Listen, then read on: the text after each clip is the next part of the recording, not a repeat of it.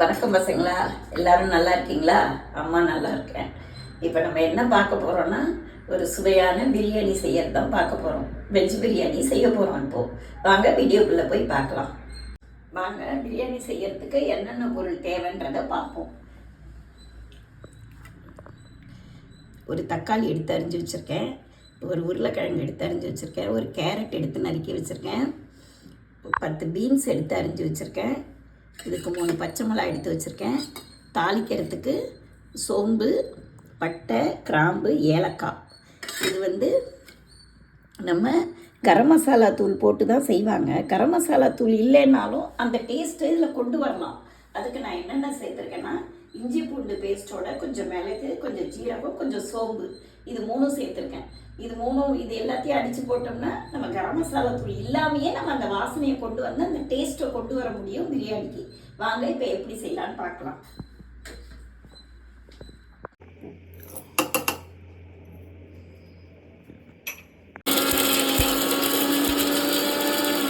பிரியாணிக்கு நான் இன்றைக்கி 200 கிராம் அரிசி எடுத்திருக்கேன். இதுக்கு நம்ம பிரியாணி அரிசி போட்டு செஞ்சால் நல்லாயிருக்கும். ஆனால் பிரியாணி அரிசி தான் வேணுன்றதில்ல, நம்ம நார்மலாக சமைக்கிற அரிசியே ஒரு 10 நிமிஷம் ஊற வச்சுட்டா நல்லா ஒத்தையாக வந்துடும் பிரியாணி. அதனால நான் இன்றைக்கி 10 நிமிஷம் கழுவி ஊற வச்சு வச்சுருக்கேன். இப்போ வாங்க பிரியாணி எப்படி செய்கிறதுன்னு பார்க்கலாம். ஃபஸ்ட்டு குக்கரை அடுப்பில் வச்சு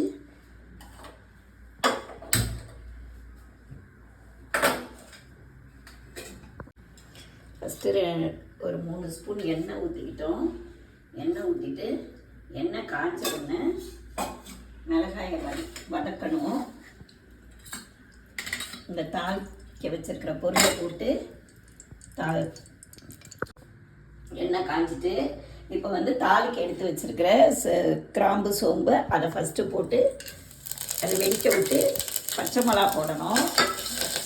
பச்சை மிளகாயை போட்டு அடுத்து தக்காளி போடணும். தக்காளியை போட்டு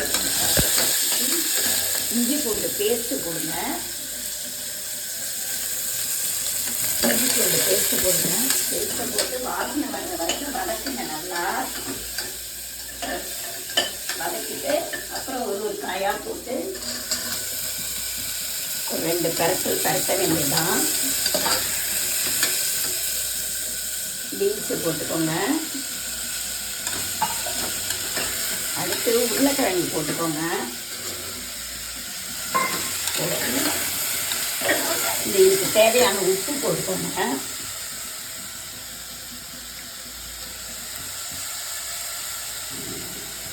உப்பு போட்டுக்கோங்க. மஞ்சள்தூள் போட்டுக்கோங்க.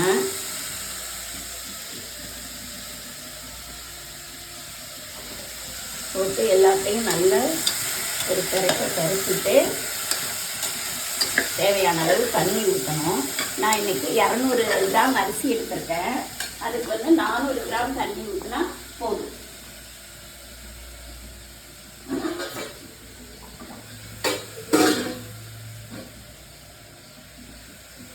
அதுக்கு 400 கிராம் தண்ணி ஊற்றுறோம்.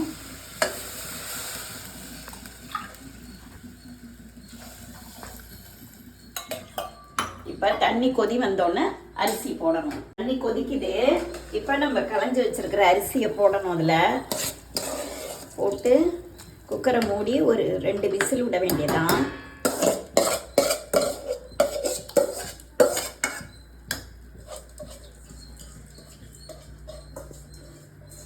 அரிசி நம்ம ஊற வச்சதுனால சீக்கிரமா வெந்துடும். பொலன்னு இருக்கும், சீக்கிரமாவும் வெந்து போயிடும்.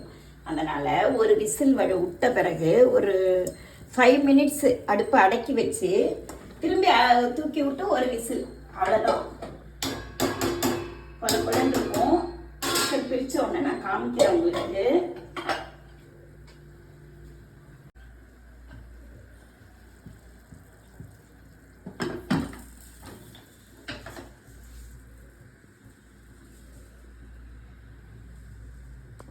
வாங்க இப்போ பிரியாணி எப்படி இருக்குன்னு பார்க்கலாம்.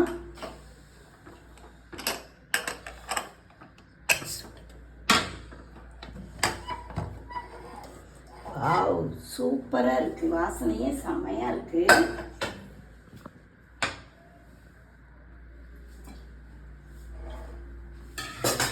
இதை வந்து இதிலையே கலர முடியாது. அதனால் இந்த மாதிரி அகலமான பாத்திரத்தில் நம்ம கொட்டிக்கணும். அதை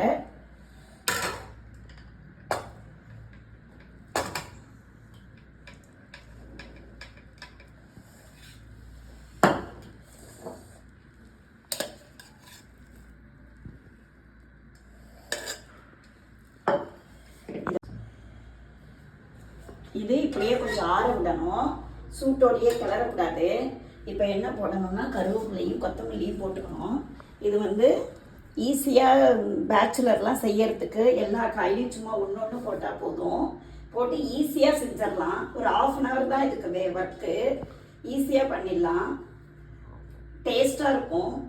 வாங்க சாப்பிட்டு பார்க்கலாம். கடைசியாக இதில் 1 ஸ்பூன் நெய் சேர்க்கணும். இது வந்து வாசனைக்கும் டேஸ்ட்டுக்கும் தான். வாங்க இப்போ இதை எப்படி இருக்குன்னு டேஸ்ட் பண்ணி பார்க்கலாம்.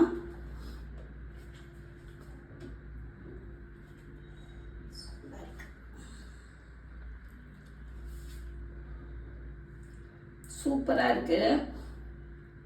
நீங்களும் இதை உங்கள் வீட்டில் ட்ரை பண்ணி பார்த்துட்டு எப்படி இருக்குன்னு கமெண்ட் செக்ஷனில் கமெண்ட் பண்ணுங்கள். மறக்காமல் லைக் பண்ணுங்கள், ஷேர் பண்ணுங்கள், சப்ஸ்கிரைப் பண்ணுங்கள், பெல் ஐக்கானை கிளிக் பண்ணுங்கள்.